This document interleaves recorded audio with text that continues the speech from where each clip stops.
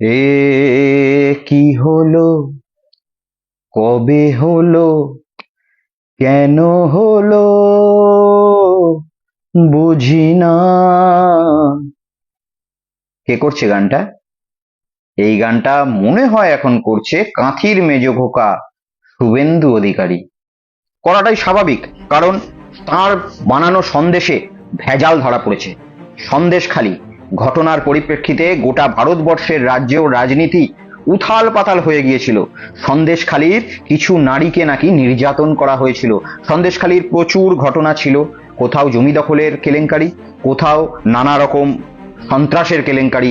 তার মাঝে উঠে এসেছিল সন্দেশখালির এক ঘটনা, যেটা হচ্ছে নারী নির্যাতন এবং নারীদের সঙ্গে রাত্রিরে পিঠে বানানোর জন্য ডেকে নারীদের সঙ্গে দুষ্কর্ম করা।